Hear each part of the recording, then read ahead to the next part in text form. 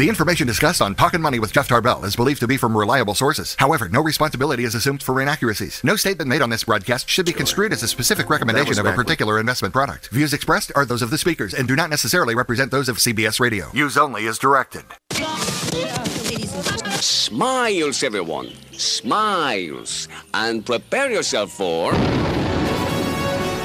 the money! Ladies and gentlemen, the radio broadcast experience designed to keep your wallet in top condition. It's Talkin' Money with Jeff Tarbell. Talkin' money. Talkin' money. More money, more money, more money. And now entering the studio, your guru for fiscal fitness, Jeff Tarbell. Hi, how you doing? Good morning. My little thingy won't hold still there, which has been my problem most of my life. How are you? Happy Saturday. And my dad said I'd go blind. He was wrong. My sight is perfectly fine. Yeah, but you look like Popeye. That's just, how are you doing? How are you? This thing is really loud. Or my voice is, I got that like on my third pack of cigarettes voice. You do have that today. Yeah, how you doing? You went out celebrating Margarita Day yesterday? Who needs them damn filters? No, you know what? This is a crime. I did not. Nor did I. And it was not even until the end of the day that I realized that, and I think I saw it on Facebook or something. It was like today's National Margarita Day, and I literally wept out loud. I did not participate. That's like Christmas for me. You didn't run over the blender? I had to get get out like a little IV and get one started or something. But it's kind of like New Year's. It's kind of like an amateur thing, right? Yeah. So Margarita Day is every day. Yeah, every day. We talk about National Margarita Day, and the one they showed was disgusting looking too. I think your friend down south, Mr. Farmer, likes that kind of margarita. He has the jalapeno one, and you cannot put a vegetable in a drink and call it a drink. That was the one on Facebook, though. No, it was a kumquat, which I don't even know what that is. But it looked like I just look at the pictures. It looked like a jalapeno, but it wasn't. So we are back. Apparently, we just have nothing else to talk about today, so we've got 2 hours to do that with plenty of time. But before we get into our natural mix of nothing, and which one of you, by the way, made $1.9 million this week and didn't show up at Congress either? I'm not going to tell. But that is a phenomenal Ferrari out there, and I like both colors. They are both looking good on you. We start the show each Saturday, with a total risk of national embarrassment and being thrown off the CBS station entirely. But it's my show, and I can risk it if I want. His name is Chris Verlaud, and this is 30 Seconds from the Mind of CV. Well, usually I take this time to complain about something, right? Because I'm usually not happy unless I'm unhappy type of thing. You're a typical Sacramentan. Yeah, but this week is one of my happiest weeks of the year because it's Sacramento Beer Week, and if you haven't experienced it, it's fantastic. You go to almost every bar in Sacramento has something going, different beers that you'll never get anywhere else. Breweries come by and show their new stock for spring, and it's awesome. If you go downtown, you can seriously walk all around downtown, have beers from across the state, across the country, and good time had by all. Now, are you telling me that these are samples of beer they're offering to you, or are you still having to shell out some money for your favorite beer there? Oh, you're still paying for your favorite beer. Okay, but this is not a freebie. But you get places like Dogfish Head beer from Delaware. They're coming to different bars here, and you don't get to try that usually in Sacramento, so it's really cool. All right, so National or Local Beer Week, National Margarita Week. I missed it all. What have I been doing? I'm drinking a glass of water. This show is over. We got to go. We'll see you next week. Hey, we got a couple phone lines open today. We're going to get your calls and your questions in. We've got a lot of things to give away. And I have... There's just such a disjointed amount of material here that we can discuss today that it doesn't relate at all to anything. But we'll try to get to all of it and make some sense out of it and give away some ski passes as well. John Fodororo's here. NP3 is back in the studio. Nick's here before he leaves on his travel. You're actually going to be working and traveling a little bit. I huh? am. Yeah. Going overseas. Yep. Well, Germany, Italy, France. Good times. All for work. Yeah. I can't. Yeah. That's a long way to go. It's nice if you can go over there and stay for a little bit. Do you have your compression socks? Yeah. I'll loan you some compression so you don't get the cankles. I love watching those veins bulge, and it's great. I had the serious cankles when I got back last time, but you can borrow my socks if you want, but we got to return them washed.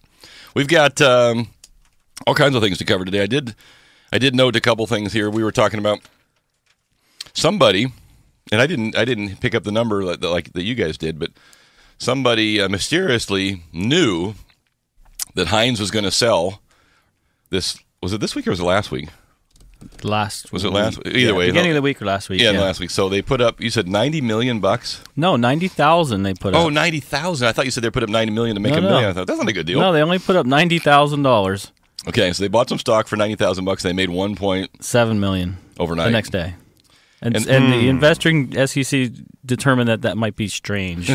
Wonder why. A single, carefully placed $100,000 trade. Right I've never invested more than $10, and I just happened to make that day. Warren Buffett told me something last night as I was having coffee. Actually, it would be who's Heinz's husband? John Kerry is the husband of Mrs. Heinz, who owns that. So they made a few bucks this week too. So I wonder if it was maybe one of his kids were out there. Dad, guess what? Yeah. I don't need any more allowance. I'm guessing somebody knew something. So are you telling me that they found these individuals and because it says here they didn't show up in court? No, they didn't show up. They haven't found them yet, from what I understand. Well, why were they expecting him in court then? Was sent out a little text. If you made $1.7 million in the last 24 hours, please show up. They tracked the trade and they knew, the parties to the trade. Yeah, $90,000 investment in H.T. Heinz and Company. Options into a $1.7 million. Okay. So they didn't even buy the stock. They bought an option to buy the stock. Basically, you're putting in your shorting your things. Mm-hmm. Wow. Nice deal if you don't get caught. But see, for 1.7, I'm not doing time for 1.7 million. No. That is not my number. I'm going to 1.7 billion. I might take a run at that. If it doesn't work out, you're in the nicer jail. But if you make it, nobody can ever find you again. But if you said, hey, let's scrounge up 90,000 and we'll get 1.7 million tomorrow with no risk. Yeah. Yeah. I could probably find 90,000. I know 45,000 friends. Exactly. Each have $2. Exactly. We could pull it off together. You got 45,001. We'd have made it. Now, see, here's the thing. It's not necessarily illegal. It depends on how you came across the information. Correct. Now, but to put the option the day before the trade is a little bit speculative on how that works out. So we'll see how those guys. And they had no experience or never had put in any money towards Heinz, and that's they were threw it off. It's not like they had a little bit and they took a little and they had a little. It was just a one-shot deal from a bunch of unknown guys. Okay. Fishy. Yeah, fishy. They are frat brothers from the guy that works at the Heinz. So we'll see how that works out. My guess is not well. Speaking of not well, this is I don't get. We were talking about this before the show started. Mr. Armstrong, who's had nothing but trouble lately, is now being sued by you and I, the U.S. Postal Service and the U.S. government. And maybe this will keep our first-class postage from going up if they settle the suit. So here's the deal, and John knows more about it than I do. Floyd Landis was a previous writer. Very good, John. You said you raced against him. Yep, 1998, 1999 in Arizona. He kicked his butt, right? He was always a phenom, I will say that. Hey, John, running aside the bike, it doesn't count as racing him. I couldn't beat him in my car. But anyway, But his pharmaceuticals were way better than yours. Yeah, yes. He's got connections. It was the Super Bear aspirin he was taking. But nonetheless, Floyd Landis was part of a whistleblower suit, which I didn't know, because most of us that don't follow biking just catch parts of it. I thought the U.S. Postal Service was just going to come out and sue him, but actually, according to the article, Floyd Landis brought up a whistleblower suit, which basically means if you find government waste and you can help the government recover the money, you can get part of it. Now, I don't know how that's going to go over with his friends and family, but you're turning in basically all of your cycling buddies. So it sounds to me like he's doing a little bit of this out of spite, maybe. Yeah, I mean, that was my point before the show exactly, is he's always not the friendliest of guys. Okay. So you have all these other guys, and they've all been busted for EPO. We're talking about Floyd Landis now. Okay. Correct. But then you have your Lances, and you have all your other riders that have done very well. They get busted. They serve their time. They pay a little bit of money. Well, Floyd, in my opinion, comes out, and nobody really likes the guy anyway. So they all put it to him, and he comes back, well, I'm going to get you guys, and he just opens a can of worms on all his buddies and just keeps hammering it because he wants his part. You know, he won the tour, and got stripped of it like immediately. Some of these guys get stripped years and years later. Yeah. He never really got enough time to capitalize on his. Yeah. Mm-hmm. So he's just pissed. He's pissed. Yeah. So now he's going to take it to the rest. So here's my question: the U.S. government sues Lance Armstrong, alleges fraud of sponsor Postal Service. So, what are we hoping to recover? First off, why on earth is the U.S. Postal Service sponsoring anybody? I don't get that. I mean, because they wanted to spread their name throughout the world, and not I'm going to send them. I'm going to send a stamp, a regular stamped envelope. Let's see, who am I going to use? I could walk it there. My buddy has a horse; he could ride it there, or I guess I could send it FedEx. But I mean, the Postal Service is. I mean, and part of me says they should go public. I mean, we should cut them loose. Quite frankly, we should just. They're being hampered. They're not being run like a real business, so. They have to keep coming back and asking for money, which doesn't sound good. Now they have to cut services, which is fine. But they're not really run like a business. Our government tries to run them, and all we do is run them into the ground like we run everything. So we should cut them loose. Honest to God, if they can, if it costs $1.50 to send a regular letter, then so be it. Just don't send the damn letter. And if it costs 35 cents, but we keep screwing things up for them, so they keep raising the price, then let it be. Let it fall wherever it should go. I don't care.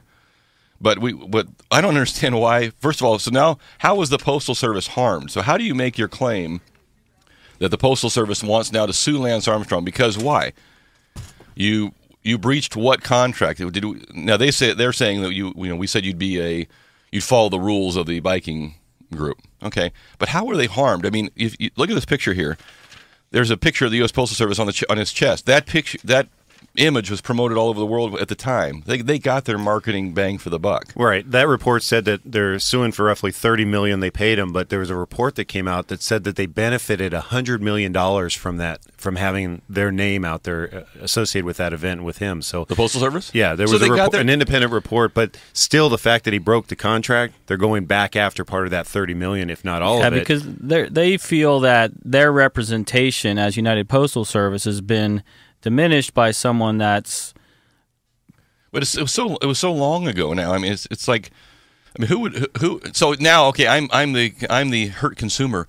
I'm not sending my letter to the damn Postal Service now because this guy was a drug user. Yeah, but even if it didn't hurt the Postal Service, they still have him for breaking the contract. So that there's a group of these attorneys that work for the government that goes, I have a job for the next 5 years. Well, I'm now going to go after and get, even if they don't get 30 million, even if they get 10 million, $1 million. They're not going to get squat. Yeah, but they substantiate their jobs. Well, but they'll charge monies and they'll, they're not going to get squat. If you're Lance and you get all these lawsuits come back, Nike's the one that should be pissed. I mean, Nike's the one that really, we read their art. Was it last week we went through all their athletes? Nike's the one that should be coming back to all these guys and going, man, you guys are killing us here. And you're still active athletes for us. They're the ones that are losing, I think they're losing money. And yet, do you see Nike cutting Tiger Woods loose and everybody else? No, they don't do that. The one person that you saw that got cut loose when things got real bad was Kobe. Kobe Bryant, when he was charged, put up against the rape charges, which those didn't go through, right? So he was acquitted. And someone else picked him up right away, but he was cut, right then. And that's the only one I can ever think of that, Michael Jordan went through the gambling thing, and did Nike cut him? No way. Let's get a couple calls in here real quick. Let's see. Gordon's been patiently waiting. Gordon, welcome to Talkin' Money. How you doing? Hey, good morning, guys. How you doing? Good. What's happening? So you guys had me laughing a few minutes ago. Good. Write it down. Tell us what we said. So hypothetically speaking, and knowing this, if you could pull us off, would you do the investment thing, or would you do the diamonds that happened over in Britain? Oh, so Gordon, you're getting ahead of yourself here because that was one of our quiz questions. Call back soon. Now, that's a good question. So Gordon, we got him on the line now. So what was this? Let's see. Would I rather call somebody and do a trade, or come in with machine guns? Yeah, but but Gordon's on to something because when you do the trade, there is you have first of all you've got to put your money with somebody. They've got to track your trade, and you've got to pick up your money from somebody. So it's very easy to find, the little path. And now I show up in a Toyota pickup in an RPG and a mask on my face. You may or may not find me. I may or may not blow your plane up. But you still are now. You're stuck with having how many millions of dollars do they have? Was it $200 million? $200 million worth of diamonds. Try pushing those on the street in 5 minutes. Yeah. Well, you got to spread it you out. Still amongst... got to load them and unload them. 120 parcels worth. Yeah, that's a little bit of work. So, Gordon, what is your crime of choice there? Are you going to go with the internet crime? Or are you going to go with the diamonds? You know, if I knew I was able to pull it off, I would do the diamonds. You do the diamonds. Yeah, it's probably. But then you have to sell the diamonds. So boo-hoo. Well, I mean, come on. Now, see, that's where you have a third party. You know? Yeah, he's got it all figured out. You got to broker these things out, John. You're not like at the auto mall down here, or at the what's the other one there, the Denio's Farmers Market here. I got diamonds for sale. These are really good diamonds, dude. I know. I'll give you $100. You can have one. I'm not doing the Farmers Market diamond sale. So I'm with Gordon. I think you might have to go with the diamonds. I'm sure you could parcel those out and split them amongst your friends. I think on the Heinz trade, you can probably be a little smarter with it, though. If I really got into a criminal mind. You play some bad trades early on? Yeah. Lose a little here, take a little here. Yeah. Okay, Gordon. We'll put Gordon back on hold and give him a ski pass. That way, and keep him away from my wife's ring. Actually, my wife, cubic zirconia is like a diamond, right? Absolutely. It's diamond-esque. Sometimes they're even nicer looking, aren't they? I know. You don't have to polish them as much. And you can put them in the dishwasher when you're done. Absolutely. It's fantastic. Her next husband is going to love you, dude. Oh, yeah. Well, her next husband probably is already there right now. For some reason, she's in a hurry to get me out on Saturday morning. I don't know why. Beat it. Yeah. We've got, so we'll finish up with Lance. I think this is a waste of time. I agree. From the Postal Service. A long time ago, a lot of these things happen. But I think Nick's point was well taken. If you could prove that the U.S. Postal Service gave Lance $20 million and they got $200 million worth of marketing at that time, I don't know how you can come back and say we'll give you the marketing back and give us our money back. I don't get it, and I also don't get why they're sponsoring anything, really. And I also think that we should cut the Postal Service loose. Now we're not going to get mail on a Saturday anymore, which is fine. No, but unless it's a package. They'll deliver the package. Oh, they deliver package? And they'll deliver your mail to your P.O. box if you have a P.O. box. Because they're already there. Close the place down on Saturdays. Just let them go public. I mean, what is wrong with they have all their own operations and facilities. Let them go public. Let them do their own thing, and let them sink or swim. And that's what I would do. Government doesn't like to do that. But the government is constantly shelling out funds. Well, that's not true. The post office is forced to come and ask for raises in their stamps, and the reason they're doing it is because they have some unrealistic requirements put on them as far as their retirees go and other things too. So they're just not run like a business. And that was great when we had no other source of getting information around, when there wasn't a FedEx, UPS, and an email and a good telephone system. But I think it's run its course for a government business. Let them have it. You know what? Here you go. Good luck. What are your thoughts? 339-1140, 1-800-920-1140. We're going to take a quiz question and a break. When we come back, little term I came across this week, shadow of the shadow. Think about that for a minute. That is the latest buzzword in the real estate, shadow of the shadow. We'll talk about what that means. It might be good news for those of you looking for a home, though. We can cover that. Californians are not having enough kids. That's causing a problem. I don't know what... I guess either we're not bringing them in or we're not creating them fast enough. I tell you what, I am not helping you in that category. All done here. Thank you very much. And 339-1140 is our number here, 1-800-920-1140. You can text us if you'd like at 441140. Our quiz question for a ski pass to Sierra at Tahoe. And as John was telling me, our roving weather reporter this morning, where you're coming back from where, at what time? I was in Truckee area. Okay. About 6:30 this morning. You're crazy. I'd have called in. Dumping snow. Really? Dumping snow. Ooh. Chain controls, cars sliding all over. It was exciting. And down that here, was just in your driveway. And then I went down here. It's like 6 degrees, sunny. Yeah, I got suntan on. Okay, so we'll give away some Sierra Tahoe passes. I'm guessing maybe a little bit of snow by the end of the weekend. Yeah. What do you got? We have Playboy. Rebuilding Playboy. Sinner. Less smut, more money. That's the title here. Okay. The question is, Playboy, what is their largest source of revenue currently? Where are they making their money from? Is it reading? Is it publications? Is it silicone? What is it? I know it's not that hotel anymore in the Palms, because that isn't there anymore. That hurt them a little bit. Might have something to do with it. But what are they earning their revenues from? What is the largest source of revenue? Yes. For Playboy Magazine, or Playboy Enterprises, I should say. Playboy Enterprises. 339-1140, 1-800-920-1140.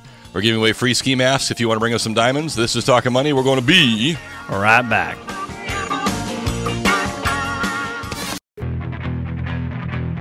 Talkin' Money. Well, alrighty then. We're back to Talkin' Money with Jeff Tarbell. Yeah, that's me. How are you doing? If you want to jump in today with your questions or comments or disgusting noises, you can do that. 339-1140, 1-800-920-1140. You can text me at 44-1140, or you can just give me the finger, which is what these guys usually do. They're right there. See? Perfect.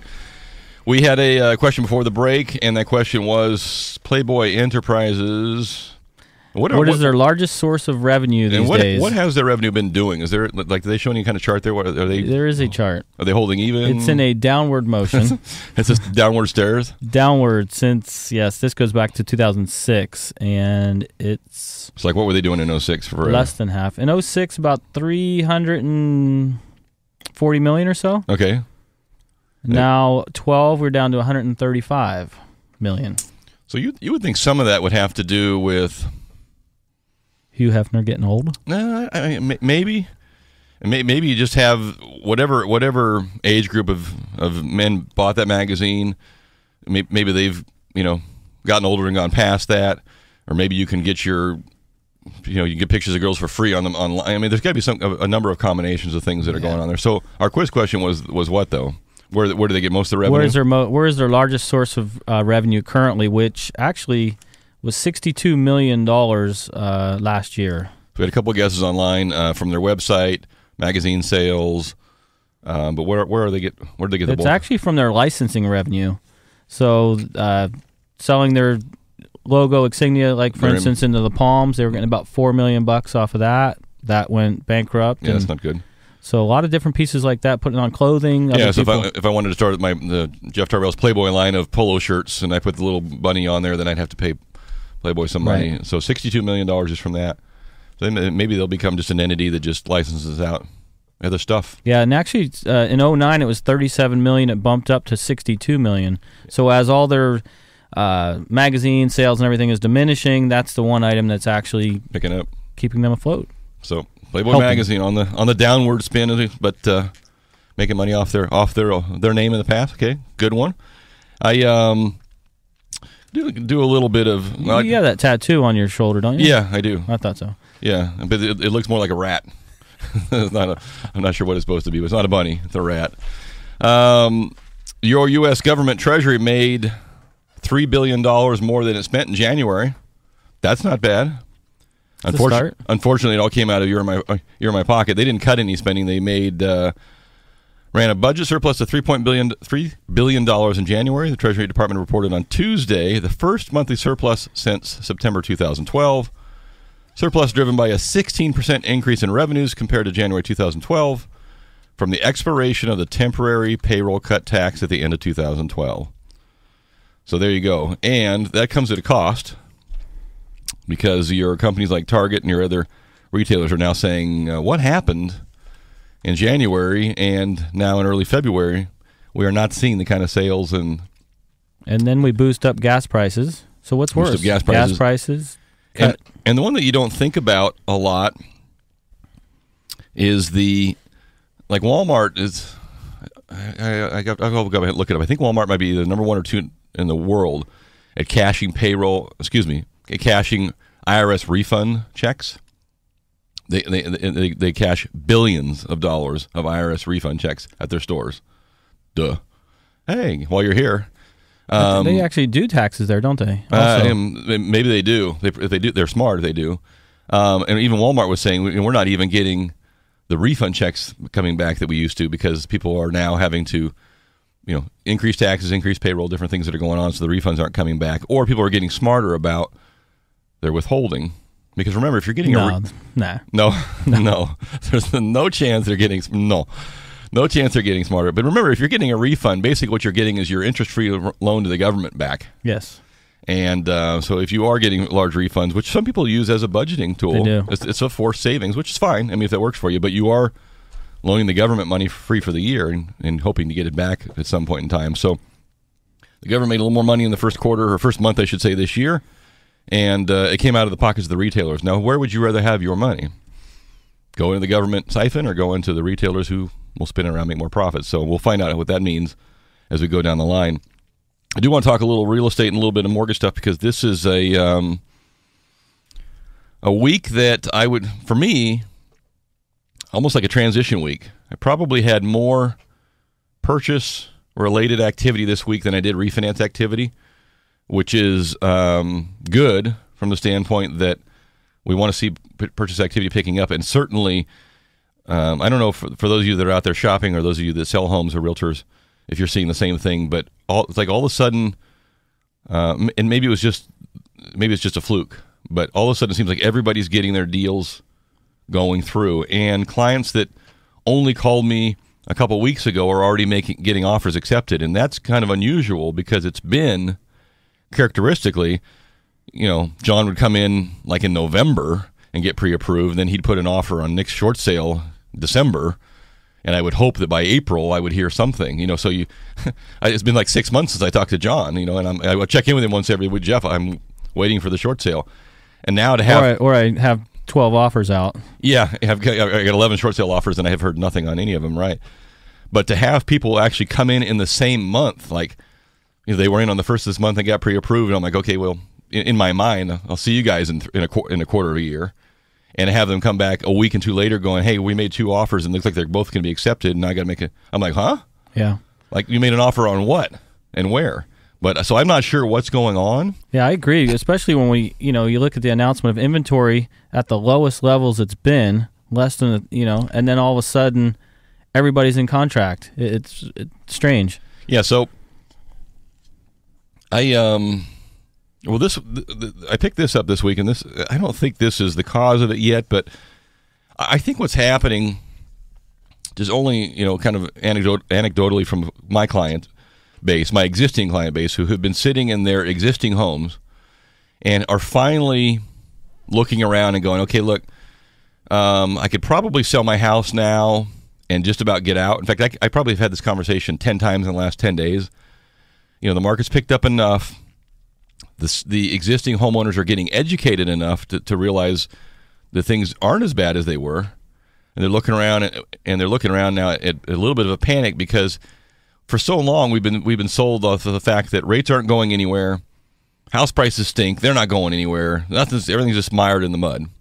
And I'm sure in some places in this country that's probably true, house price wise, but it isn't true in Northern California.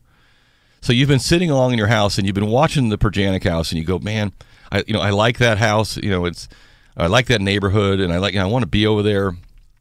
And as long as things weren't moving and rates weren't moving, you'd be okay. You're like, okay, I'll just wait a little bit. And now you're starting to see, okay, now the house next to Perjanic, which is the same model, it's sold. Oh my God, it sold for how much? And like in one day. And now rates that were 3 or 3.5 and 3 3/4, and you're like, So I'm starting to pick up a little bit of a panic. That's too strong a word, but a little bit of an urgency from existing homeowners who have a desire to move up or down.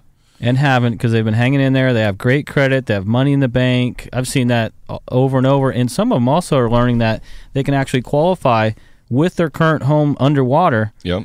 They never ran the numbers. Now they're, like you said, they're getting educated by this catalyst of less inventory, prices going up, interest rates going up. Now they're coming out. And if you write an offer with a big down and you got 800 credit scores, I think you're making this middle market move a little bit too, the 200 to 550 price range. Yeah, so you got two different groups of people. You got the people who finally, their house has just gotten to break even, and that's all they wanted was, if I could just walk, I would, I can't write a check for $25,000 or $30,000 to sell my house, and then I won't have any money to go forward, right? But if I could just get out of here, break even, I'll do that move, or I'll even rent my house out for a little bit, knowing it's a little bit negative, because I'm seeing the market. Now I could see now that a year from now or 18 months from now, this thing will probably reach break even, and I'll sell it at that point too. I'm fine. It's when they feel like I'm never ever coming out of this hole on this existing house. They won't do anything.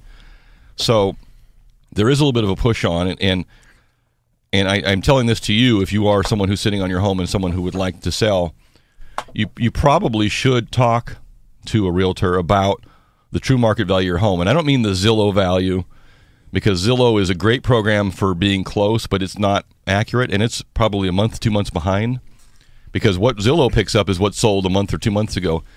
And remember, a lot of stuff that's selling today, that's closing right today, went into contract 3 to 4 months ago. So that's a quarter of a year ago. So what I'm going to ask for my house today, if John wants to make an offer, is not the same as what John made an offer on that house last quarter on a short sale. There's just too many different things. So his house finally comes through and closes, and then but you look around and you look at the listings and you're like, wow. I mean, for those people that are doing that, they've made money on the closing. I've actually got people now who bought their house a year ago through a short sale or some process and used the FHA program, are coming back and saying, hey, can I refinance? I have 20% equity. Get rid of my mortgage. I've had the same calls too. It's crazy. Get rid of the PMI a year later. Can I? You have to get out of the FHA loan to do that, which is fine. But so there has been some pretty. Yeah, if you bought it right, there's no doubt. Yeah, so I implore those of you who are looking around and saying, boy, I'd sure like to move up to that next house, or maybe I'd like to move down. I like to discuss that, because you should talk to some people. You might be surprised what you can get, and you might be surprised what's out there as well. Let's get to Carl. He's been patiently holding. Hey, Carl, welcome to Talkin' Money. How you doing? How are you guys today? Good. What's happening? Well, I have a question for you that wanted to see if you had some answers. If not, we'll make one up. Go ahead. So I've got a home loan that's sitting at 5.625, so 5 5/8, and paid it on time, never missed a payment. I've got equity into the first, but I had a home equity line of credit behind it that puts me probably about even value now with the total value of the home. Okay. In the two, and of course got the home equity line when values were way up, so it is what it is. But when I went to, I wanted to try to refinance the first, which under the programs that are out there today, what I was told by my lender, Bank of America, was they chose, when they did my original loan, which I still have, they chose not to use one of the government-backed programs. Okay. So I don't have a Fannie Mae or Freddie Mac. But I'm sitting on a home then for which I can't get a refinance because my lender at the time chose not to use one of the government-backed programs. Right. And I, of course, had no knowledge of that one way or the other because they just do what they do. Right. But wanted to see if you thought there is anything coming down the road through government that'll address that, or if there's any recourse I have with the original lender. No, there is no recourse you have with your lender. You don't make a loan hoping that there'll be some government program to bail you out down the line, and you don't know the difference anyway. These loans get sold and resold, and Fannie may buy them, and Fannie may sell them, and so you don't have any recourse there. What you could do on a conventional loan, and I'm seeing quite a bit of this now, if your combined loan between the two, first and second mortgage together, is at 95% or less, you can refinance. So you could come in with a little bit of cash and pay down either the second or the first mortgage to get you to 95%. That'll bring you down from 5 5/8 probably to 3 5/8. So that might be worth taking a look at. You could also go into your who holds your second mortgage? It's a credit union behind it. Okay. Golden One Credit Union. Yeah, so you could go into Golden One. Golden One is not known for being very responsive. Yeah. But you could go into Golden One and ask them if you could convert part of that line of credit to a unsecured loan. So let's say the line of credit was $50,000, and to get you to 95%, you needed it to be $35,000.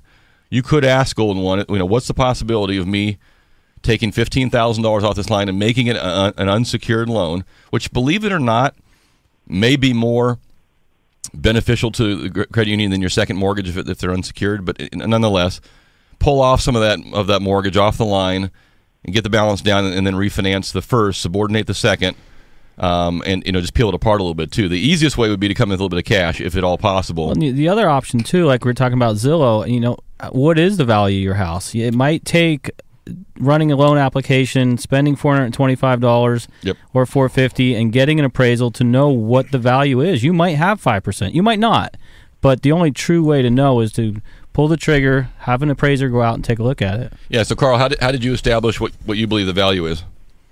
I'm ballparking. I've got a family member that's a realtor, so I've got a decent sense of where the market is right now. Yeah, that's better than looking online. So there are a couple options. One of the one that is not an option is to go back and say, hey, you guys should have sold my loan to Fannie or Freddie. They have no obligation to sell their loan to anybody.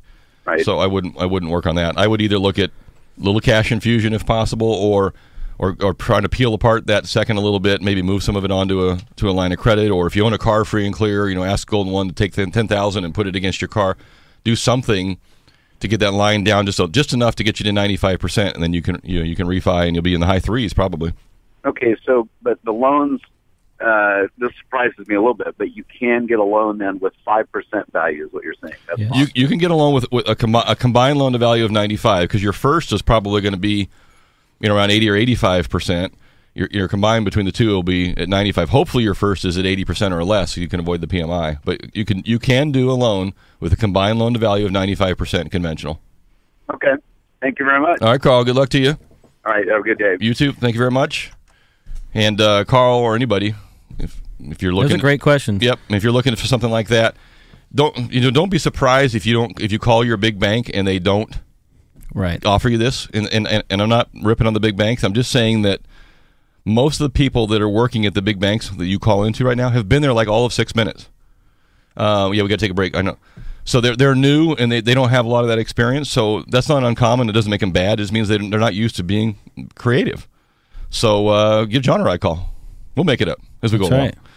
339-1140, 1-800-920-1140. You can text us at 441140. We got to take another break, Chris?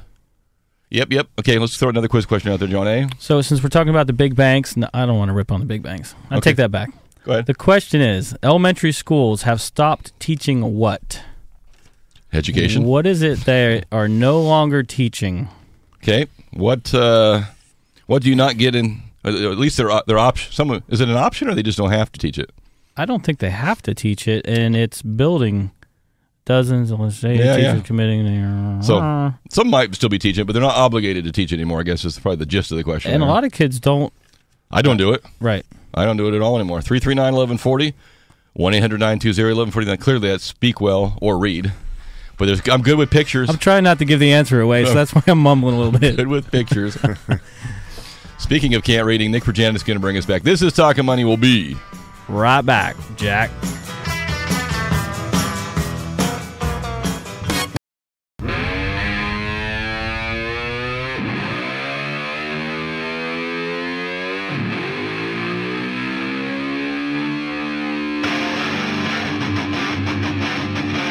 Talkin' Money! And we're back to Talkin' Money. And here's Jeff Tarbell. All right, sitting in with Jeff and John is Nick Perjanik. Glad to be back in the baby seat. Thanks, guys. Strap's a little tight. Hey, you notice how that intro kind of sounds like Marty McFly, Back to the Future? Remember that? That one there? Yeah, the beginning part with the guitar.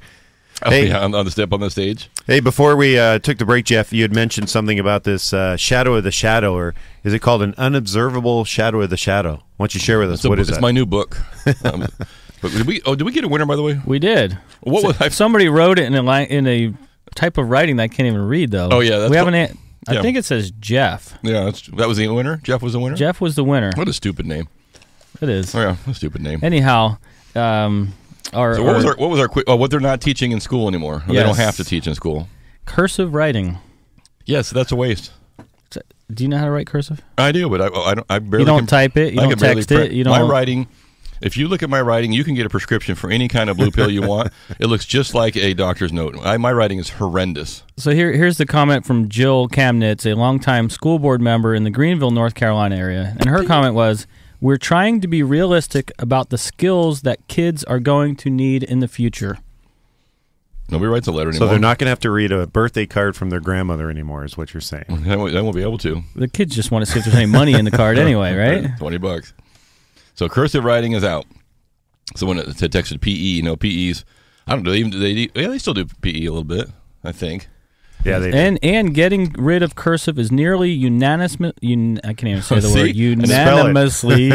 popular among the students. Yeah. Well, because you can't text cursive. No. Last time I checked, at least. You can.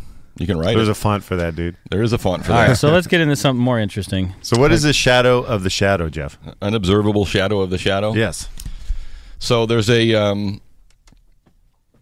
about 15 million homes in this country that are through the 15 million homes that are still considered upside down in terms of equity. 5 million of them are roughly in some sort of default or foreclosure. Those are the numbers that are out there. Of that 15 million homes, what is not included in that are all the homes that are under a current loan modification. And this article, which comes out of Mortgage Banking Magazine, which I know we all subscribe to, very popular. Yes. Probably more popular than Playboy these days. With the same effect. Right. It'll put you both to sleep. So this magazine is inferring that, so they figured there was almost $6 million loan mods in the last almost 3 years now through the HAMP program, all these different programs. We're going to force the bank to loan mod, and people will tell you some phenomenal stories of frustration about what they thought they were being led down the path of loan mod, only to find out that, after they tried it for 6 months, it didn't work. And I'm not talking about those people. I'm talking about people that actually had a true loan mod, either rate reduction, payment reduction, something. And about a third of them are already delinquent again. And so the Mortgage Banking Magazine is referring to, where is the inventory going to come from for home sales? This is the problem we're having. And I know we've discussed this probably ad nauseum here, but builders aren't building enough new product or can't compete even if they did yet. And we don't have enough regular home sales. In our area, if we had inventory right now, we would be in a boom time sales activity, like in the crazy days boom time, because although you wouldn't, if we had enough inventory, you wouldn't see probably multiple offers and the prices, being above asking, but the houses would move quick. And we just don't have that. We don't have that going on yet. What we're finally starting to see, which is good, is someone's buying from somebody else rather than from a bank. We're getting that ricochet of 3 in a row. I actually had an agent call me the other day. She said she's one of 3 in a row. I haven't heard that in years, and she's panicked. She went to her own bank to get the loan because theoretically she was a good customer and things would go better for her. A month into they haven't submitted it for approval yet. So she wanted me to pick it up. I had a week to get it done. She wanted to know if I could pick it up and run with it. Now, you talk about jumping in the middle of a fire. And then, by the way, she said it's the first of 3 transactions in a row. And this is where lenders earn their money, or originators earn their money, is when you're the first in the domino of 3, boom, boom, boom, boom. If this one doesn't go, the other 2 don't go. You talk about getting a lot of stressful phone calls in the evening. Yeah. Anywho, so what the article is talking about is what is the industry going to do with these loan mods now? And if you followed some of my postings earlier in the week, there won't be a loan mod 2. Right. Like HARP 2 and HARP 3. They've already learned one very key factor very quick.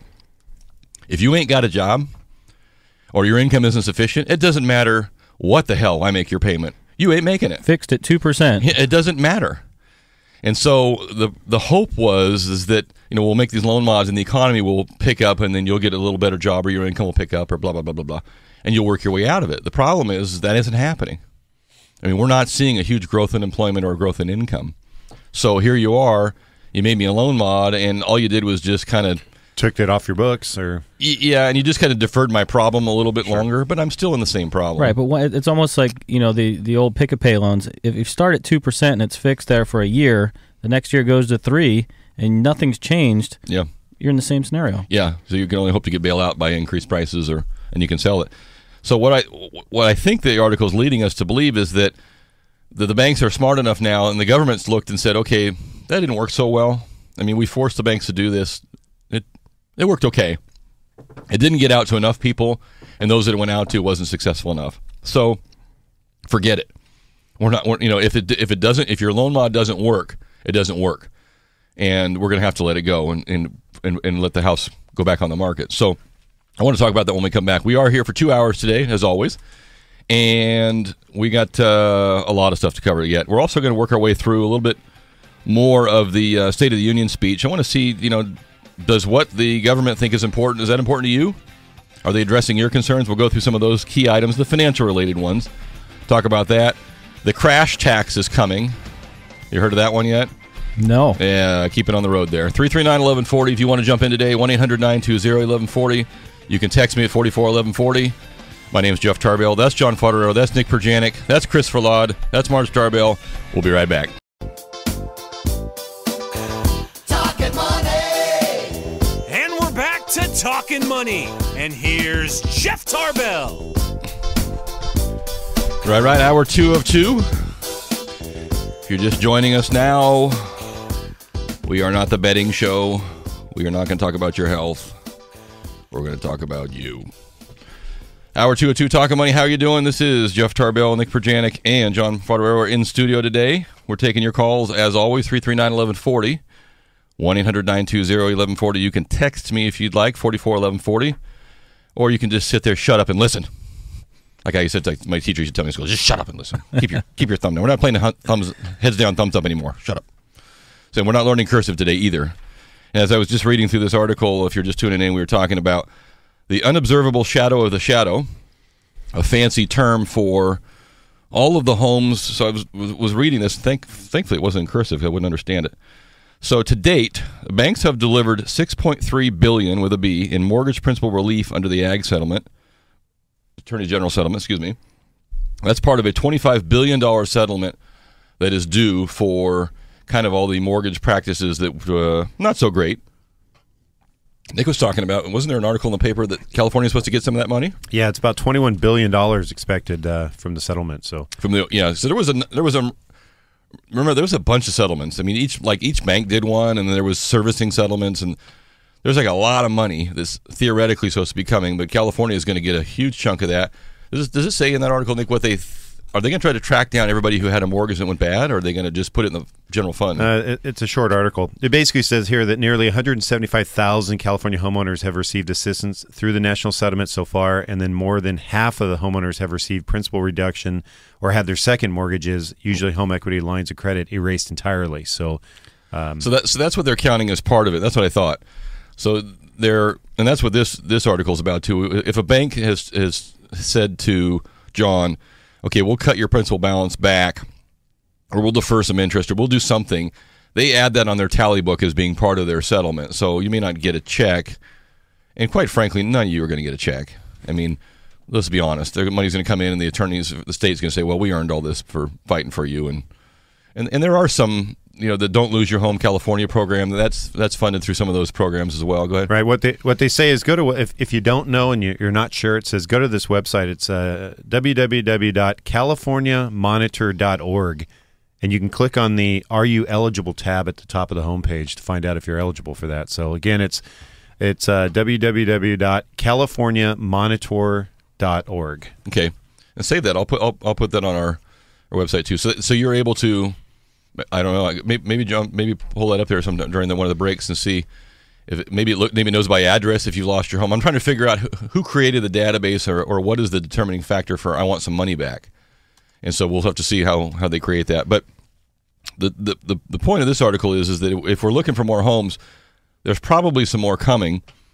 And of the $6.3 billion in modified or adjusted home loans, about a third of them are already back in default again.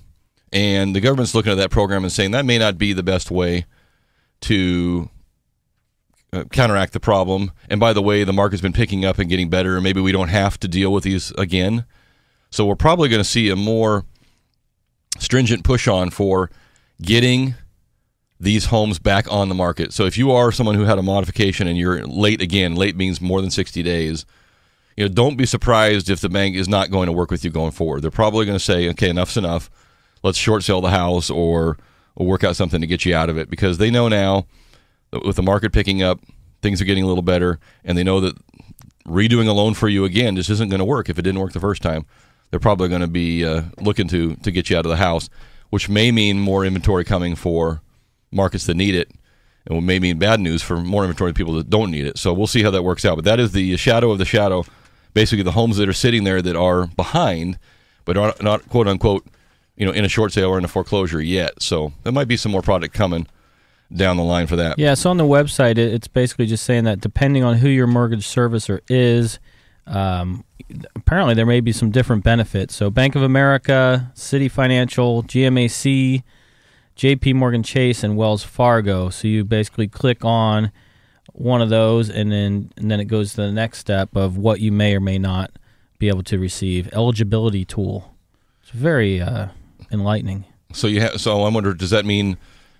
I wonder if that meant. So if I I'm still not trying to figure out who are they going after? The people who have a loan now, or if I lost my house in 2009 and it was with GMAC, am I going back there? So I'm not. I guess I'm not sure. I believe the way I'm starting to just tab through these, it's going for whether you might be eligible for principal reduction, refinancing, or other benefits under the settlement now. Okay, so they're after current mortgage holders. So again, that website, if you're online, is www.californiamonitor.org. And then it breaks it down to the next step. And obviously go through it, but it keeps parlaying to, yes, I've already lost my home to foreclosure. No, I still own my home, but I want to see if I have any qualify for relief. So I think it's a two-part. Okay, that's cool. I don't know what it'll be interesting to see if actually you get any money or get any relief out of it, but someone builds a nice website, if nothing else, with your $25 billion. They got that going for them, which is good. Hey, we do have, I mentioned the crash, jumping around a little bit. We'll come back to some of the real estate. There are some real important changes coming, and they're coming soon. FHA is going to make some changes. The Congress is just about ready to set the new rules for what's called a qualified mortgage. And I talk about this because there are some people out there who come back to me and say, well, I'm not ready to buy just yet. I want to wait. And I want to wait to save some more money. Well, if you don't have any money, then I guess it doesn't matter. You can't buy a house anyway. And that assumes you can't get a gift from somebody to buy it. So, but what I'm seeing is people thinking, I need to save more to put down more. So I have, I got the 3.5%, or I have the 5%, but I want to save more so I can put a larger down payment down. And I think that's good. It's a good thought, and it's a good process. I want to keep my payment down, and I want to have lesser of a payment. I don't want to be in the position that everybody else was in, and I get that. But John and I, we talk about the train moving all the time, and for a long time the train was stuck in the mud. We were just talking about this in the previous break. Rates aren't going anywhere. House prices aren't going anywhere. Your income's not going anywhere. So there's not a lot of pressure to feel like, okay, I got to get on the home buying train right now. The problem with that train is that once it gets going, it goes real fast.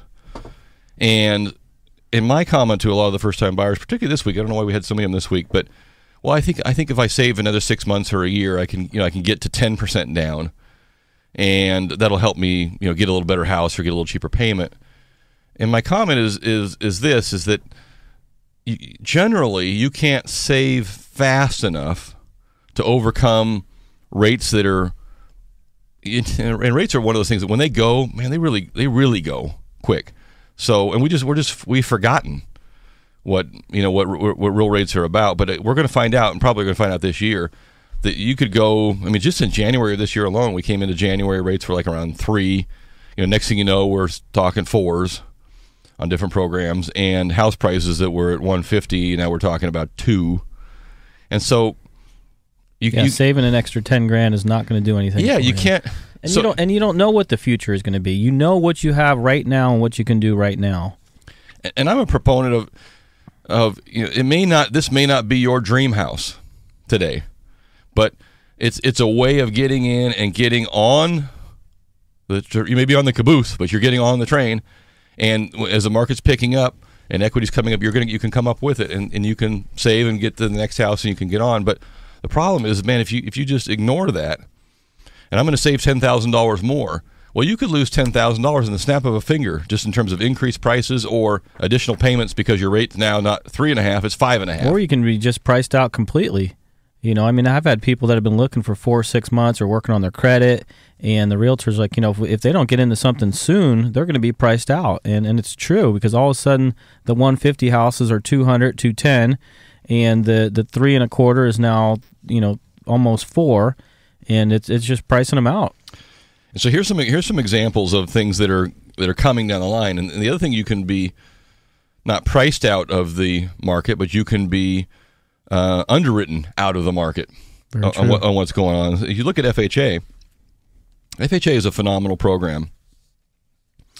And what's happened is that while today, and even last year, and maybe even probably the year before, we were real stringent about underwriting and making sure you had a job. But in 07 and 08 and early 09, not so much. And FHA is now experiencing the losses from those loans back in 07, 08, and 09. So who gets penalized and who has to pay? Those of us in 11, 12, and 13. We're paying for past mistakes. So FHA is out of, is losing money quickly. And now what we got to do is make some changes and stick it to the consumer. Exactly, the current consumer. Yes, and you hear this all the time. So what's happening now with FHA? Starting, I think this goes into effect. Is it April 1st? Case numbers after April 1st, I believe. Yeah, I believe so too. A couple things are going to happen. FHA has under a current rule, you pay a monthly mortgage insurance premium, which, by the way, is almost 3 times what it was back in 07 and 08. But it is financed. Well, you pay the upfront and you pay the monthly. Right.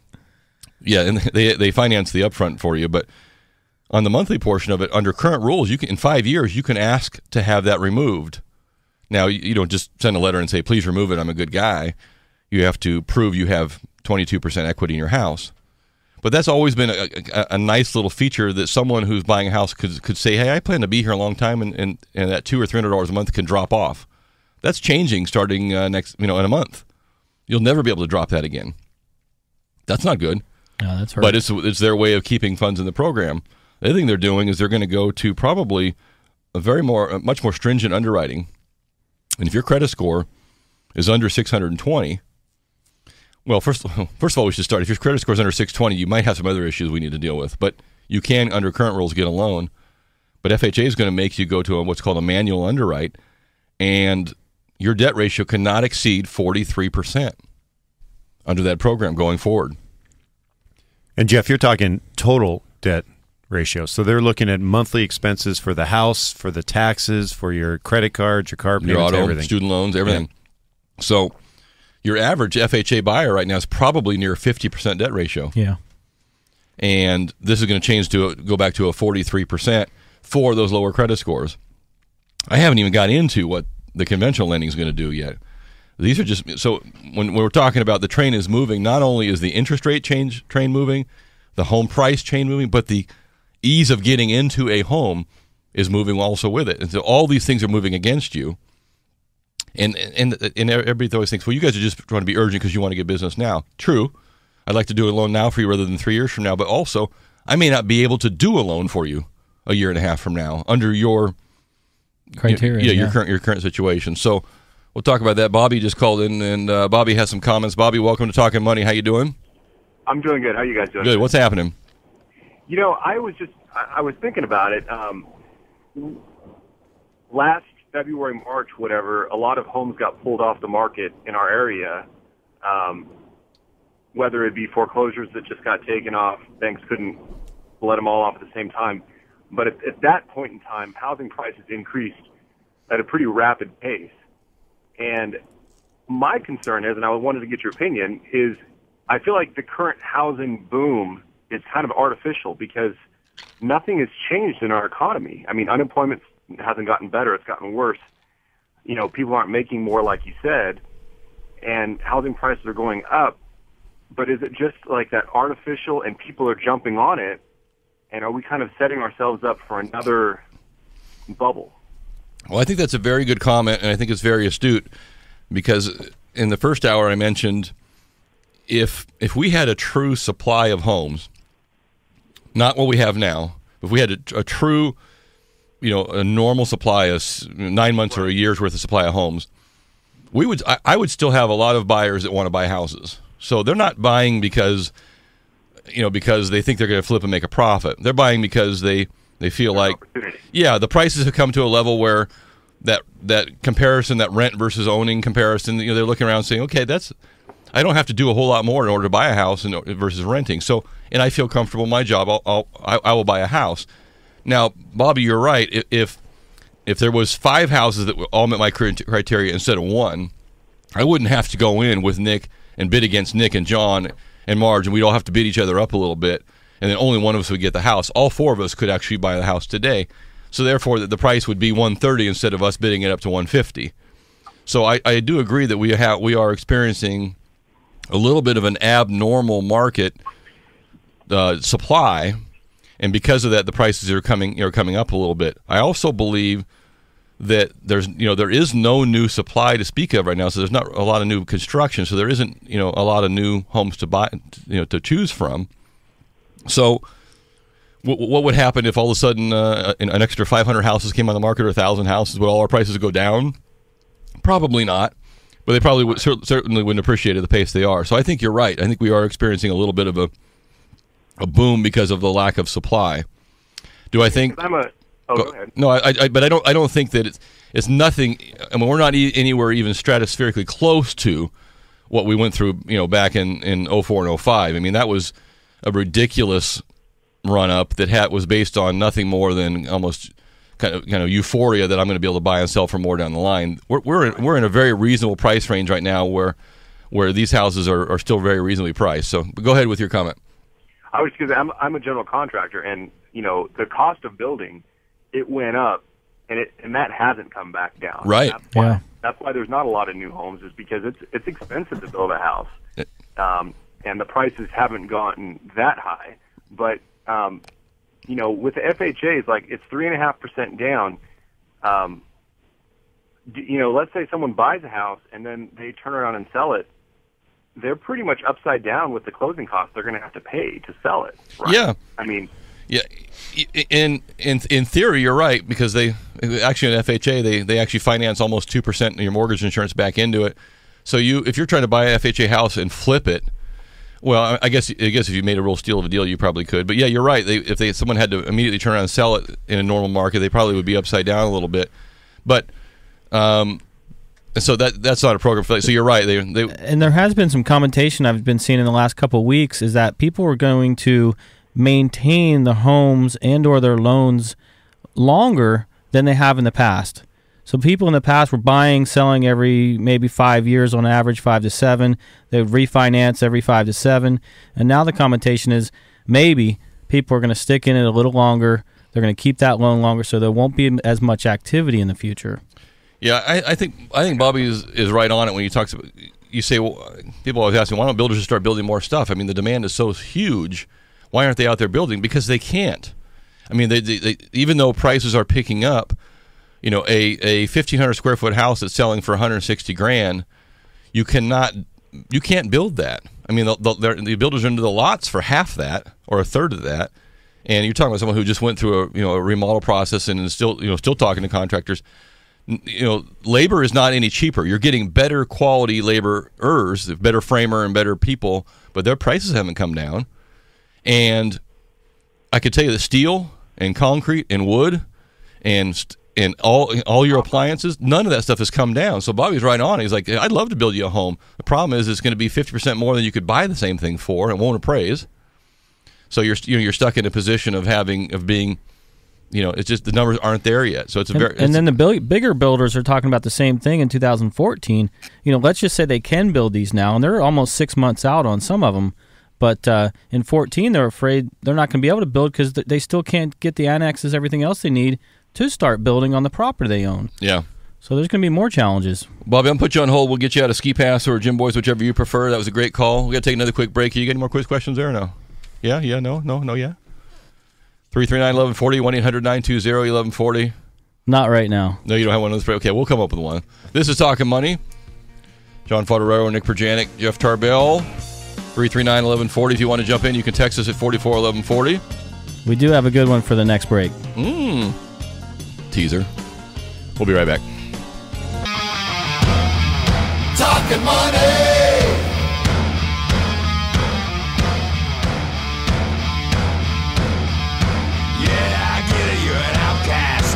Under attack, always coming in last, bringing up the past. No one owes you anything, I think. You need a shotgun blast, a kick in the ass, so paranoid. Watch your back! Let's get back to action. with Talkin' Money and your host, Jeff Tarbell. Your morning kick in the ass. See, if that's waking you up right now on your alarm clock, you slept in too long. You had margarita day, way little too much there, and all Chris's free beer stuff he was talking about. 339-1140. If you want to jump in, you can text us at 44-1140. This is Talkin' Money.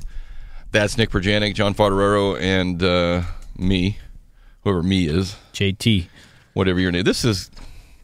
I'm all over the place now.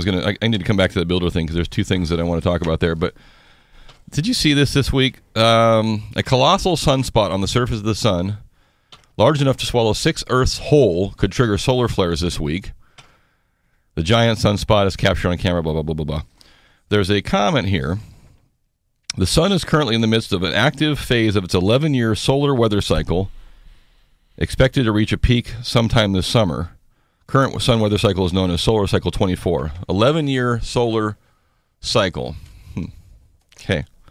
Where did I read that before? Hold on a second. I'm going back to the State of the Union speech for just a minute. There was a reference here to... So warming? Yeah. The global warming. Come on now. Where is it? The Energy Security Trust. Was that it? Let's think about it. I can't find it. There's a reference in here to the fact that we, you and me, are so skilled we can change the weather. We've had the worst weather cycle in the last 10 years, and Hurricane Sandy and all these things were being caused by us driving our cars or cows farting or whatever they come up with. This causes global warming. And then I read this. Oh, and by the way, the sun's in one of its most active 11-year solar cycles ever. Let's see. We're getting weird weather. It's getting hotter in some sections, although it's snowing everywhere except for California right now. And that's caused by us, and yet the 11-year cycle of solar cycle 24 has absolutely nothing to do with it other than the fact that our cell phones may not work properly this week. I got to read this. Take a look at that. Am I the only genius in my own mind? I don't think so. There's got to be some correlation between the last 11 years of the sun freaking out and us having some weird weather. I don't know. I'd have to agree with that. I didn't do cursive in school, and I wasn't great in science. But I think I could probably put 2 and 4 together and make 8 if I tried. Just me. I'm a normal thinker. So if you think solar cycles are entirely up to you, if you think the weather is entirely up to you, then try walking across the lake on your own. Let me know how that works. If it comes back, I'll agree with you. If not, I'll dive down and pull you off the bottom, and we can talk about the sun flares a little bit more. Let's get to Greg. Greg's been patiently waiting. Greg, welcome to Talkin' Money. How you doing? How are you doing, sir? Good morning. Good. How are you? I'm doing well, thank you. I bought a home in 2011 in South Yuba City.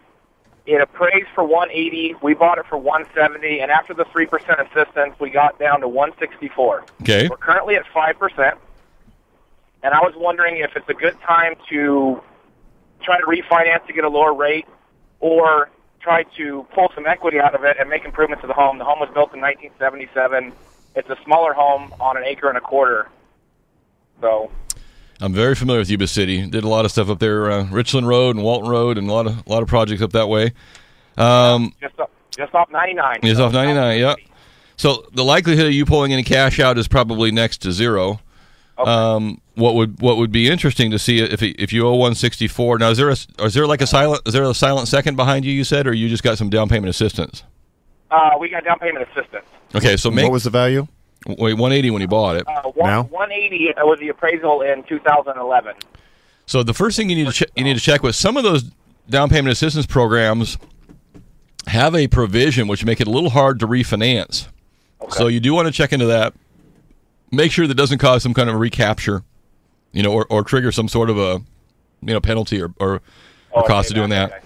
So I don't have my calculator. The other option I'm thinking about, not to skip ahead, but before I forget, because I got limited memory here. Right. But depending on how big the house is and what the other houses are in the area to add square footage or to do some updating, it would be a 203K rehab type of loan where you can actually. That was my original. That's kind of where I was going at it. It's only 1,580 square feet, and when it was built in '77, it was very well done and was built to increase the square footage, and that's what we want to do. Right. Yeah. So then John's probably right. Because the FHA 203K program is basically the only realistic semi-construction loan that exists anymore, where they will actually take the future value of your home, the value of what you propose to do, and make their loan amount based off of that.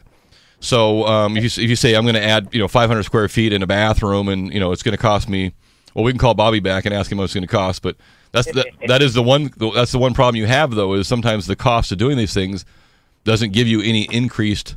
Yeah, so definitely if you're adding square footage and you're not just changing your kitchen countertops out and things like that, maybe an opportunity. Yeah, so certainly, Greg, I check into the 203K program. John does those in our office, and few, there's not a lot of people that do those anymore, quite frankly. Though they're a little bit of a specialty item. So, but it is something you can check into. The first thing you want to do for any of you who are thinking about moving up or adding on is just start with, what do I qualify for? Right. Because it doesn't matter what I can build if I don't qualify for a 210 loan, then we're out in left field anyway. And if you want to just do a straight refinance, then the house would have to appraise somewhere right around 205. I think if I did the math right, at 80% to avoid PMI. So there's a couple options in there. But if you really, really want to add on and stay there, I would check into the FHA 203K program. Very, very good program. Very easy to find out about the assistance that you had to make sure there's no penalty. Yeah. Okay, and then would I be able to get with a lower interest rate possibly if I have a good credit score? And yeah, the 203K program runs a little higher than a typical FHA, but it's probably running in the very low 4s today. Wow. And then now you remember you do have PMI on those, so you have to factor that in too. But there is no other way. Right. And you're going to you're going to make your house the way you want it. Right. Sure. Right. All right, Greg. Feels like that's all we've been doing. Thanks, guys. Well, hey, Greg, hold on a second. We'll put you on hold, and we'll get you Jim Boys or a ski pass. And if that works out for you, I hope it does. Just speaking of the bill, you read the Sun thing. I'm done with the Sun thing. I'm getting all kinds of sun text now, so maybe I'm not the only one that thinks that the sun has something more to do than cows with global warming. Builders wary of the new lending rules. So we'll go back to Bobby. We're picking on Bobby today. We're not picking on him. We're enjoying his company there, having him call. So Bobby was our builder that called. A couple new rules coming out. We talked about the FHA changes that are going to be in effect, I want to say April 1st. And starting 1/1/14, so basically a little less than a year from now, 2 rules coming out, coming off of the 2010 Dodd-Frank financial overhaul. One of them is called the qualified mortgage, and one of them has to do with high-cost loans, and this is the one the builders are worried about. And I have to say that most everybody in the mortgage industry is a little bit concerned about this. They are proposing a 3% cap on the total cost of a loan, or what a lender can make off of doing a loan for somebody at 3% cap, 3% charge. If it's a $100,000 loan, $3,000. The reason the builders are worried about this is that within that 3%, if you own any other entity that has to do with the transaction, so let's say I owned a title or escrow company, which nobody really does anymore. If you're affiliated with one, their fees have to be part of the 3% cap. So the bank fees. What the builders are worried about is that a lot of these builders own their own lending companies or are affiliated with their own lending source. And so technically, if the builder's lender makes you a loan and the builder made more than 3% on the profit of the house they sold you, they'd have to do the loan for free, or they wouldn't be able to do the loan at all. And you say, well, who cares? Well, take a look at this. Percentage of buyers who finance their purchases through the builder's in-house mortgage lending units through 2012. The average, like Pulte, 83%, Lennar, 75%, Ryland, 64%. So about 3/4 of all the loans go through the builder's own lender. A, they're making money on the loan, but B, they're really doing it as a control item. So the lenders are worried that they may have to disassociate themselves with their lenders going forward, and will not be able to make you go through there. So John and I are giving the thumbs up, I should say, on that, because I don't like that rule. I don't think it's in the borrower's best interest, and generally it does not work out to be any cheaper for the borrower than going somewhere else. But that's because I'm not one of the lenders builders, so I take that with a grain of salt. But when when you compare apples for apples, the product, even though the builder quote unquote offers you an incentive, they're also usually giving you a higher rate because of it, and you end up paying for the incentive in the long run. But that rule is set to change the 1st of 2014. Also, the qualified mortgage is set to come out in the beginning of 2014, and this is the one that scares lenders a lot because this allows a borrower to sue their lender or the investor for damages if they can prove that they should not have had that loan. So think about this for a minute. Nick comes in and says, "Hey, Jeff, make me a loan. I really want this house. Please help me get this loan. My wife says we got to have this house." I help Nick get a loan. I get him in the house, and then a year later, Nick, for whatever reason, he loses his job. He gets hit by a bus or nothing. He doesn't like the house anymore. Nick comes back and says, "Dude, I should have never had that house. I can't afford that house. You should never put me in that house loan. You know I couldn't afford it. You know my wife was just beating on me. I shouldn't have had the house." And Nick sues me for making him a loan that he shouldn't have had. So the law allows for that going forward in 2014. Well, it never disallowed anyway, but it's going to be much easier for them to do that. Nick can prove that we didn't do a good job qualifying him. So what does that mean to the rest of us? We talk about past discretions haunting the future. Because people in the past didn't qualify at all, in many cases, now going forward in the future, you're going to have to really, really, really be grilled down on your qualifying, and probably some programs are going to go away. Now, you don't see a subprime loan anymore to speak of. You don't see a neg-am arm anymore. But how about this one? How about a 7-1 interest-only arm? I do them all the time. Rates fixed for 7 years. It has an interest-only option. You can pay interest-only or payment. That'll be considered a non-qualified mortgage going forward. Any loan that doesn't require you to pay principal going forward may not be a qualified mortgage. How about this? If it's not a 30-year fixed, it's a non-qualified. These are the things they're talking about. They're talking about very basic. If their debt ratio is over 41%, regardless of credit score, that might not be a qualified mortgage.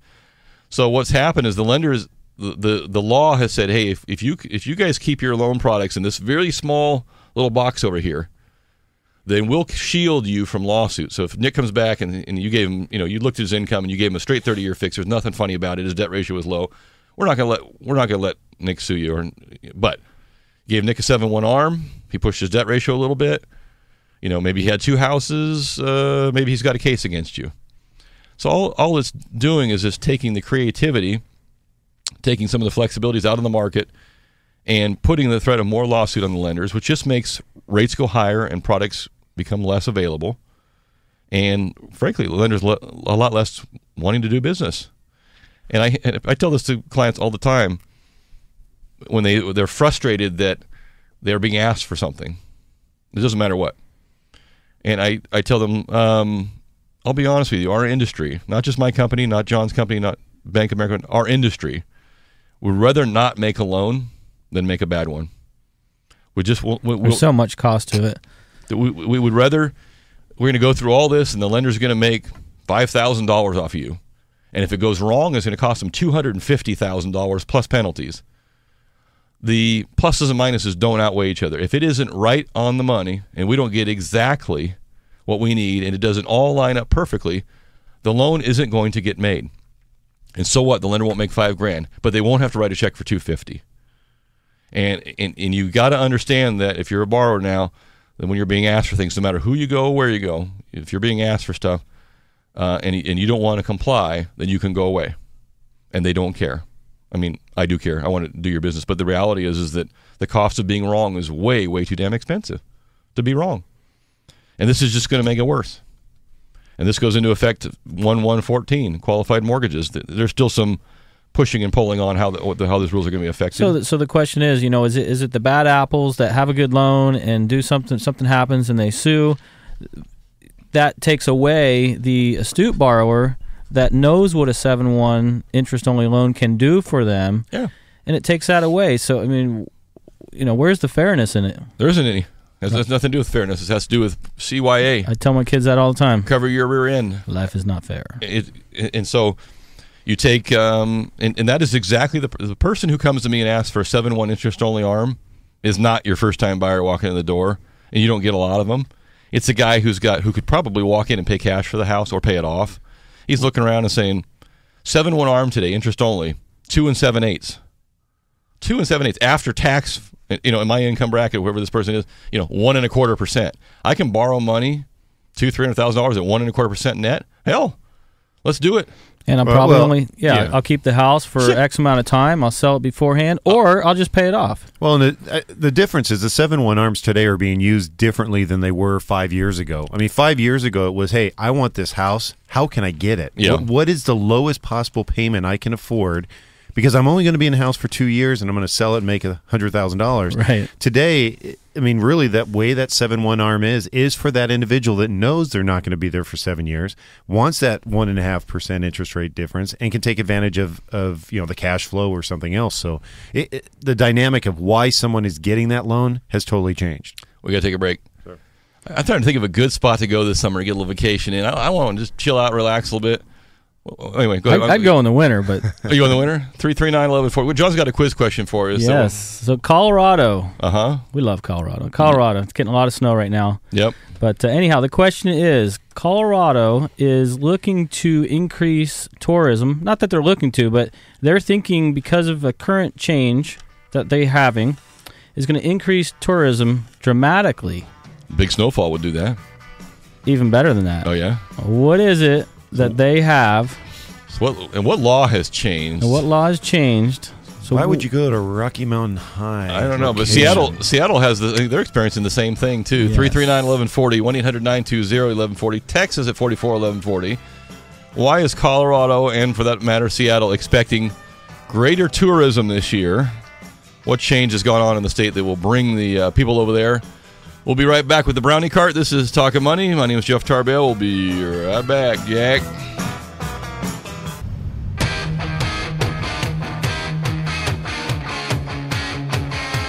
Talkin' money! Talkin' money! Well, alrighty then. We're back to Talkin' Money with Jeff Tarbell. Yeah.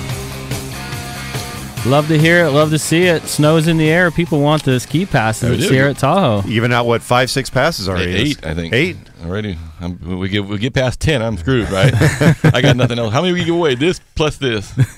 So I got to take my shoes off. You can count to 10.5. I know. It's just, you're good with jokes. So why do people want to go to Colorado? Snow. It got to be the snow. Got to be the snow. Got to be the snow. Got to be those green mountains. But they didn't change the law and make it snow more, so that couldn't be it. That is correct. Got to be that smoke in the air, I think, up there in the mountains. Chicks can't hold their smoke. Yeah. Marijuana tourism. Oh, now, how are you going to set up a tour? Colorado is going to be the Amsterdam of the U.S. So it's to go there and get high, or go there and see the farms, or what? No, go there and get high. Yeah. You need a tour for that. No, they're just saying, I mean, they're using tourism in a general aspect. This is going to create more. People will come. Build it and they will come. Okay. Dry it out and they will come. So there's going to be all these bed and breakfasts up in the mountains. And no, just people are going to be able to come. They're going to be able to be a non-resident, come in. Yeah, so is that the that's what I wasn't understanding. We have to get Chris on there. I'm sure Chris knows all his pot smoking rules there, but if there's legalized marijuana, do you have to be a resident in order to buy it? So here you go. So the state's legalization of pot, approved by 55% of the voters in November, allows citizens 21 and older to possess up to 1 ounce of the drug. It didn't specify how much, I believe, tourists can handle, but they should be able to buy an eighth or more, and or enough for roughly 5 to 10 marijuana cigarettes. So basically, it's like in Amsterdam. You can go in, walk into some sort of dispensary, whether it's how would you know so much about Amsterdam there? I went over and visited one time just to check it out, and I remember, here's my Amsterdam story real quick. I get off the train, I'm traveling Europe, and there's this guy sitting there kind of on the side of the sidewalk. I go, hey, how's it going? He's like, oh, dude, I got to get out of here. I came for 2 days. I've been here for 2 weeks. I got to get out of here. I can't remember my name. Oh, he was, hammered. It was unbelievable. But anyway. So you're gonna get off the plane. You're gonna go see your tour agent. They're gonna pick you up. You're gonna do your little smoke, and then you're gonna go take a tour of the Frito-Lay plant. Yeah. Right. Then you're gonna go next door to the popcorn plant. I'm starting a total burrito. I mean, a burrito and brownie place. Does it even say what the tours include at all? No. I don't think there's any. It's not tours. It's just the fact that you can go and legally possess. Okay. Get high while you're vacationing. Got it. Yeah. And then I think they say Seattle, Washington also has the same rule now. That's correct. So you can go up there. So there, if you're looking for a vacation spot, well, here you go. Colorado will inevitably. These words are killing me today. Inevitably became a tourist destination for anyone who wants to smoke marijuana without being potentially threatened or being a criminal. Yeah. So there you go. Hey, less calories than the margaritas. As long as the federal government stays away, it may be okay. How does that work, by the way?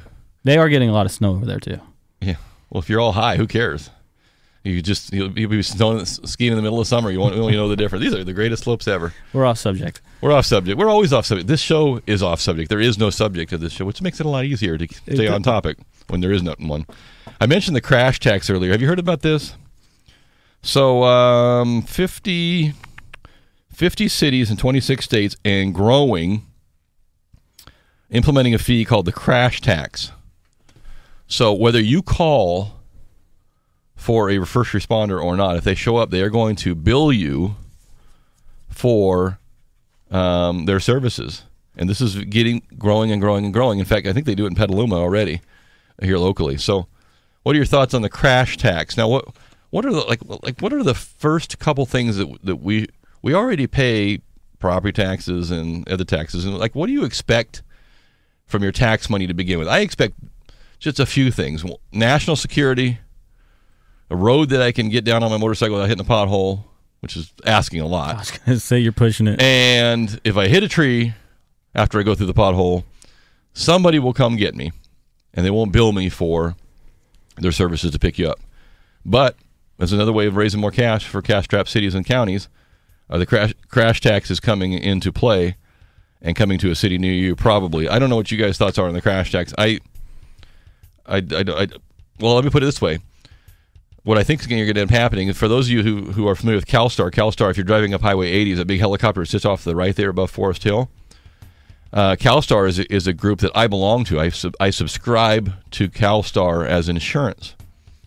And the reason I do it is I spend so much time riding and skiing in the back, areas of where there's not quick medical service, that if CalStar has to come get me, there's no charge beyond what maybe Kaiser would pay them anyway. There's no tax. So I guess in some way I am paying a membership fee. It's very nominal. But you might see more of that where you pay a fee in advance and it says, hey, we'll come get you no matter what.